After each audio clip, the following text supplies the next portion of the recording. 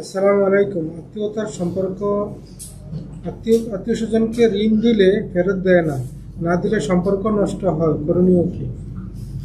যে আত্মীয়দেরকে ঋণ দিলে সম্পর্ক নষ্ট হয়, তো এখন করণীয় কি?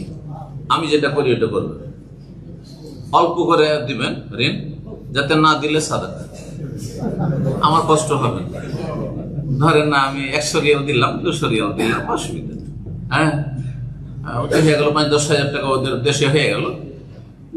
ধার বলেই দিলাম, কারণ দিতে পারবে, সাদাকা একবারে নিবে না হয়তো। আর ধার বলে দিলাম। জাকাত কিন্তু না, জাকাত হলে তখনই নিয়ত করা ফরজ, কিন্তু এমনি নফল সাদাকা মনে মনে নিয়ত করলাম, যদি না দিস তো সাদাকা, আর দিয়ে দিলে ওইটা নিয়ে এলাম তোমার কাছ থেকে। বোঝা গেছে না?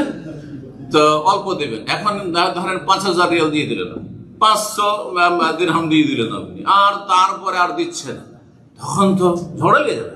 এত টাকার ব্যাপার সময়, হ্যাঁ না, বেশি করে দেবেন না, যাতে বেশি কষ্ট না, অল্প করে দেবেন। আর যদি ইমানদার হয়, আমানতদার হয়, তার সাথে অলরেডি এর আগে লেনদেন করেছেন, ওয়াদা খেলাপি করেনি, ভালো মানুষ, তাহলে দেন, অসুবিধা না, বেশি দেন, কোনো অসুবিধা।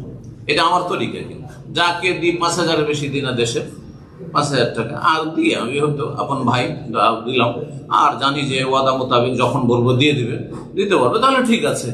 বা আপন ভাই অনেক সময় অসৎ আছে, আপন ভাইও নয় হতে, কিন্তু পর মানুষ, পরেশগার মানুষ, আল্লাহ মানুষ, সময়ের আগে সময় বেঁধে দিয়েছে, তার আগে দিয়ে দিবে, তাহলে ঠিক আছে।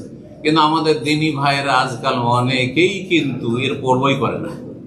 দিনী ভাইয়েরা শুধু আকীদার ভাই অনেকেই, কিন্তু আখলাক চরিত্র লেনদেনে বড়ই খারাপ অবস্থা। এটা আমার অভিজ্ঞতা, সৌদি আরবে বলছি, তা আপনাদের এখানে জানি না কি অবস্থা। যার ফলে ধার নেই 3 মাস বলে 3 বছর 4 বছর হয়ে গেছে, চাইলে আরো রাগ করে। হ্যাঁ, আমার অবস্থা আপনি খেয়াল রাখবেন না, আপনার বুঝতে হবে না। সুবহানাল্লাহ, আশ্চর্য, মনে হচ্ছে আপনি ভুল করে দিয়েছেন দিয়ে। আল্লাহ হেদায়েত দান।